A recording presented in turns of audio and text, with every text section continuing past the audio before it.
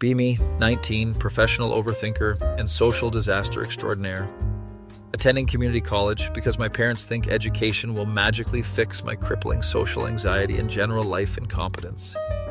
Have massive crush on this girl named Madison from my biology class who sits 3 rows ahead of me. She's not even that hot by conventional standards, but something about her sarcastic personality and the way she rolls her eyes at stupid questions gets my autism sensors tingling. Been orbiting her for 3 months like a pathetic satellite stuck in her gravitational pull. We actually talk sometimes about homework assignments, and she doesn't immediately run away screaming, so I consider this significant progress. She has this habit of making dark jokes about everything, which I find absolutely fascinating. Sometimes she references obscure movies and books that make me realize how uncultured I am. Spend hours Googling things she mentions so I can pretend to be intellectual in our conversations. My roommate Kevin thinks I'm becoming obsessed, but I prefer the term strategically interested. One day we're sitting in the library supposedly studying for our upcoming midterm, but really just procrastinating like professional time wasters. She's complaining about how all the guys at school are either complete douchebags or total losers with no middle ground. Like this one guy from my English class, she says, asked me out by sliding into my DMs with a shirtless selfie. Starts laughing. And then there's this other guy who tried to impress me by doing push-ups in the hallway. That's pretty cringe, I say, trying to sound cool and relatable. She nods. Right? Like, what am I supposed to do with that information? My brain starts doing mental gymnastics, thinking maybe this is my opening to differentiate myself from these mongoloids. At least you got standards, I tell her, unlike most girls who just date anyone with a pulse in a car. She looks at me with this weird expression that I can't quite decipher. You know what? She says with a smirk. We should totally date then.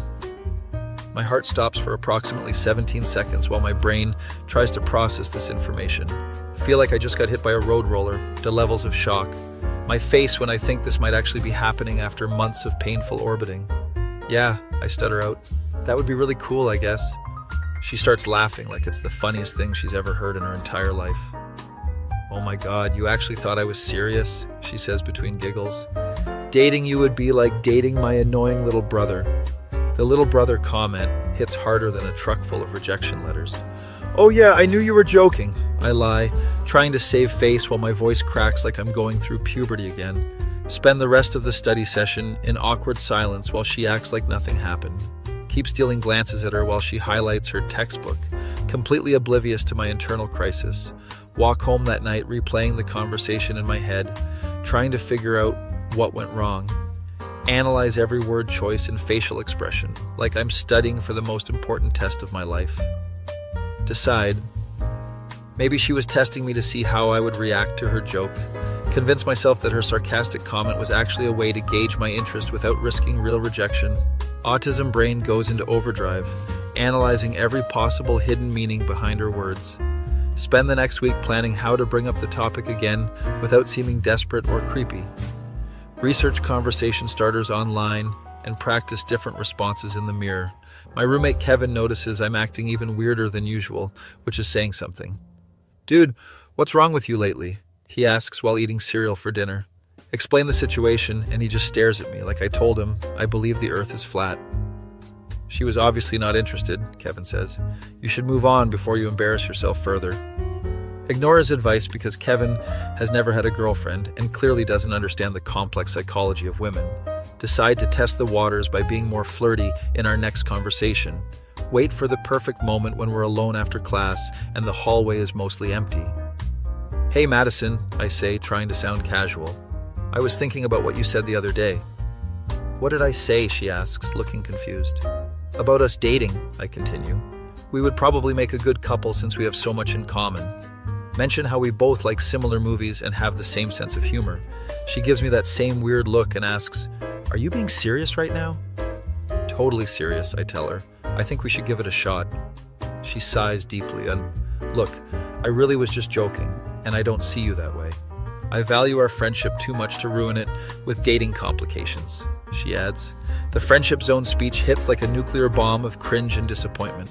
Oh, I was just kidding too, I try to backtrack, but it's way too late for damage control. She can smell the desperation radiating off me like cheap body spray. Things get progressively weird between us after that conversation. She starts sitting on the other side of the classroom and takes longer to respond to my texts. When she does respond, it's always short answers with no questions to continue the conversation. Okay, yeah, maybe, become her standard responses. My paranoid brain convinces me that she thinks I'm some kind of creepy stalker now.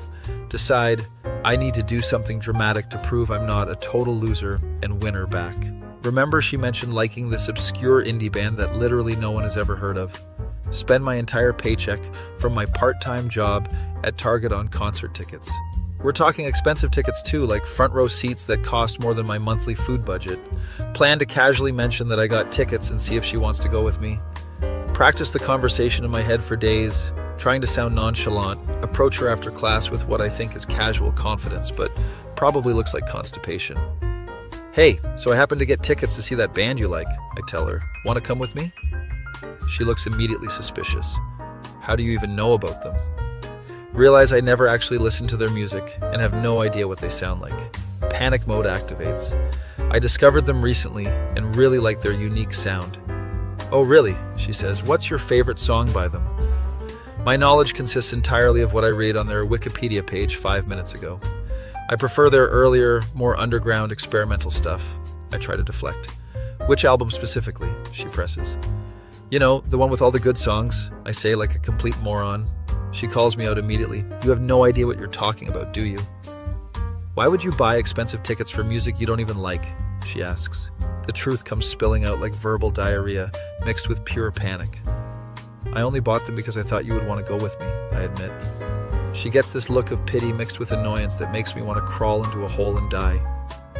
This is exactly the kind of weird behavior I was worried about, she says. I think we should take a break from hanging out until you can figure out how to be normal. Walk away feeling like I just got roasted by a professional comedian at an open mic night. Kevin finds me later that day, stress-eating a family-sized bag of Cheetos and playing League of Legends. Let me guess, he says. It didn't go well. Explain the whole concert ticket fiasco, and he just shakes his head. You basically turned into a textbook nice guy without realizing it, Kevin explains. Tells me about how this same exact thing happened to his older brother in high school. Apparently buying things for girls you barely know is a classic mistake that never works, he says. Spend the next few days avoiding Madison completely out of pure embarrassment and shame. She tries to text me once, "Hey, are we okay?" Stare at the message for hours, not knowing how to respond without sounding pathetic. Leave her on read, like the social coward I am while overthinking what to say. 2 weeks pass and I start to think maybe I can salvage this situation with the right approach. Decide to write her a long apology text explaining that I understand why she was uncomfortable. Draft about 15 different versions before settling on something that sounds relatively normal. Hey Madison, I wanted to apologize for being weird lately. I understand why you were uncomfortable and I respect your decision. Sorry for making things awkward between us. Send the text and immediately regret every single word choice. She responds an hour later. I appreciate the apology, but I think we should just be acquaintances from now on. The word acquaintances cuts deeper than any insult ever could have. Realize, I successfully downgraded myself from friend to random person she vaguely knows. Start seeing her around campus with some guy from her art class who looks like he stepped out of a magazine. He's everything I'm not. Tall, confident, and probably doesn't analyze every social interaction for hidden meanings that feel when you realize you played yourself harder than anyone else ever could. They start dating within a month, and she looks genuinely happy when they're together. Meanwhile, I'm back to eating lunch alone and pretending I don't care about social connections. Kevin tries to cheer me up by pointing out that at least I learned something valuable from this experience. The only thing I learned, I tell him, is that my social skills are somehow getting worse with age. He laughs. That's probably true, but at least you're self-aware about it now. Fast forward to the end of the semester, and I have to see Madison at our biology final exam. She nods politely when she sees me, but doesn't try to start a conversation. We went from potential couple to awkward strangers in the span of 2 months. My autism brain keeps replaying that first conversation where she said we should date. Wonder if there was ever a universe where she actually meant it, or if I was always delusional. Probably not, but the overthinking continues anyway, like a broken record. Finish the final exam and walk out knowing I'll probably never talk to her again. Kevin asks how it went, and I tell him it was fine, which is code for emotionally devastating. He suggests we go get pizza to celebrate the end of another semester of academic mediocrity.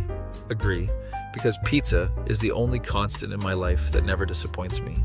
Sitting in the pizza place, watching normal people have normal conversations about normal things. Realize that some of us are just built different and not in a good way. My face when I turned a simple, sarcastic joke into a multi-month saga of social destruction. That feel when you realize you might actually be the problem in every social situation. Kevin tries to give me advice about talking to girls, but he's literally never had a girlfriend either. Save your wisdom for someone who hasn't already proven themselves completely hopeless, I tell him. We eat pizza in comfortable silence while I contemplate my bleak dating future. Spoiler alert, it looks pretty fucking grim from here. At least I still have my part-time job at Target and my League of Legends account. Sometimes the simple pleasures are all you need to cope with. Romantic failure. That feel when you realize you peaked in elementary school, when holding hands was the ultimate relationship goal. Be me 20, peak basement dweller living with mom. Because college is expensive as hell and my part-time job at Radio Shack barely covers ramen noodles. Finally managed to get a date with this girl named Ashley from my programming class. After weeks of awkward small talk about Java syntax, she's actually cute and somehow finds my terrible programming jokes funny, which should have been a red flag. Been texting for weeks and she agrees to come over to watch movies on my crusty old laptop. Clean my room for the first time in months. Hide all the anime figurines in closet behind old textbooks. Spray Febreze everywhere to mask the scent of Doritos, Monster Energy drinks, and general despair. Vacuum the carpet, which reveals colors I forgot existed under all the chip crumbs. Tell mom I'm having a friend over and to please act normal for once in her miserable life. Oh honey, is this a girlfriend? She asks with that evil grin mothers get when they smell weakness. Just a friend, mom. Please don't embarrass me like you did at my high school graduation, I beg pathetically. She promises to behave, but I can see the chaos brewing in her eyes like a storm on the horizon. Spend 30 minutes trying to decide what shirt to wear that doesn't have anime references or pizza stains. Settle on a plain black t-shirt that makes me look like a school shooter, but at least it's clean. Ashley arrives looking actually good, wearing a nice dress and everything, which makes me question her life choices. Introduce her to mom, who seems normal at first, offering drinks and snacks like a functioning human being. Nice to meet you, dear. Would you like some homemade cookies? Mom offers sweetly. We go to the living room to watch some Netflix show that doesn't involve giant robots or magical girls. Everything's going well. We're sitting close on the couch, and she doesn't seem repulsed by my presence. Ashley seems genuinely interested in what I'm saying about my computer science classes and future career prospects. Start to think maybe I actually have a shot with this girl who clearly has questionable judgment. Mom brings us drinks and cookies like a normal parent would, making me think she might actually keep her word. Feeling confident enough to put my arm around Ashley after an hour of normal conversation. She doesn't pull away, actually leans into me a bit, which sends my anxiety through the roof. My autism brain is celebrating this major victory like I just conquered a small nation. Then mom comes back into the room for absolutely no reason, carrying a photo album. So Ashley, what do you think of my son? She asks with fake innocence while flipping through baby pictures. He's really sweet and smart, Ashley says, being polite and probably regretting her life choices. Oh, that's wonderful, mom continues. I was worried he'd never find someone willing to tolerate him. Start getting nervous about where this conversation is heading based on past traumatic experiences. You know, he's had such trouble with girls in the past, mom says, while showing embarrassing childhood photos. Feel my soul leaving my body as she continues talking, like I'm not sitting right there. I keep telling him he needs to get out more instead of staying in his room all day talking to his computer. Ashley looks confused but still polite. Oh, what does he do in his room all day? Mom's eyes light up like she just hit the lottery jackpot of embarrassment opportunities. Well, he spends a lot of time on his computer, she says innocently, while pulling out more photos. Pray to every god, deity, and anime character that she stops there, but of course she doesn't. He's always watching those Japanese cartoons with the big-eyed girls in revealing outfits. Ashley raises an eyebrow. Anime? Yes, that's what it's called, Mom says excitedly like she just discovered fire. Want to disappear into the couch cushions and never emerge again. He has quite the collection of those little figurines too, Mom adds helpfully. Ashley starts looking uncomfortable but tries to stay polite because she's a decent human being. Mom, maybe we should watch the movie now. I try to interrupt desperately. Oh, honey, don't be shy about your hobbies. She cuts me off with surgical precision, turns back to Ashley with renewed enthusiasm like a predator sensing wounded prey. You should see his room. It's like a shrine to cartoon girls with impossible body proportions. Ashley's face changes from polite confusion to mild concern and existential dread. He even has body pillows with pictures on them for when he gets lonely at night, Mom continues mercilessly. That's when I know I'm completely screwed and should start writing my will. Ashley starts shifting away from me on the couch like I have a contagious disease. Body pillows? She asks, clearly weirded out and probably questioning her life choices. Oh yes, he says they're for emotional support, Mom explains helpfully, like she's giving a TED Talk. Want to crawl under a rock and die a slow, painful death? Try damage control then. Mom, can we please talk about something else like the weather or politics? Sure, sweetie, she says, then immediately continues the psychological assault without missing a beat. Ashley, do you know what hentai is? My face when Mom just dropped the H-bomb in front of my date like she's dropping napalm. Ashley's eyes widen in horror. Isn't that like adult anime with explicit content? Exactly, Mom says proudly, like she just solved world hunger. My son is quite the expert on the subject matter, literally praying for a meteor to hit the house right now and end my suffering. Ashley stands up, looking extremely uncomfortable and probably planning her escape route. I think I should probably go, she says awkwardly, while backing toward the door. Oh no, did I say something wrong? Mom asks with fake concern that could win an Oscar. Ashley makes some excuse about having to study for finals and heads for the door, like the house is on fire. Follow her, trying to apologize, but the damage is done and my reputation is buried 6 feet under. Maybe we can hang out at school instead, she says diplomatically while running away. Watch her car pull away knowing I'll never hear from her again, except maybe in restraining order paperwork. Go back inside, ready to commit matricide and burn the house down. Mom, what the hell was that about? I demand while having a complete mental breakdown. She's standing in the kitchen with the biggest smirk on her face like she just won the lottery. Honey, I was just being honest about who you are, she says while making herself tea. You completely sabotaged my date on purpose like some kind of relationship terrorist, I yell. Did I though? She asks, then drops the real nuclear bomb. By the way, she would have found out about your weird obsessions eventually anyway. My jaw hits the floor so hard it cracks the tile. What do you mean by that? Sweetie, I've done your laundry for 20 years, she says matter-of-factly. I know exactly what suspicious stains are on your sheets and what you do in there. Die inside as she continues her psychological warfare with surgical precision. Plus, those anime girls you pleasure yourself to have completely unrealistic proportions. Their breasts are bigger than their heads and their waists are thinner than my wrist. Mom, please stop talking before I have a complete nervous breakdown, I beg desperately. What? I'm just saying she deserves to know what she's getting into, she shrugs. Realize my own mother just roasted me harder than any internet troll ever could in their wildest dreams. Storm off to my room to process this betrayal and contemplate moving to another country. Hear music starting to play from downstairs that sounds suspiciously familiar. Recognize the tune immediately and my blood runs cold with pure terror. She's playing the JoJo torture dance song at full volume. Peek down the stairs and witness the most cursed sight of my entire life. My middle-aged mother is doing the torture dance in our living room with perfect choreography. She knows all the moves and everything, even the hand gestures and facial expressions. My face. When I realize my mom is more of a weeb than I am and has been hiding it, she sees me watching and starts laughing maniacally like a cartoon villain. Surprised? I'm the one who got you into anime in the first place, you little shit. Apparently she's been hiding her power level this whole time like some kind of sleeper agent. Where do you think your Blu-ray collection came from? She asks while continuing to dance. Realize she's been buying me anime for years and probably knows more about it than I do. But why did you sabotage my date then? I ask, still confused and emotionally devastated. Because I have plans, she says mysteriously while finishing her dance routine. Shows me Ashley's phone number that she somehow got during their conversation.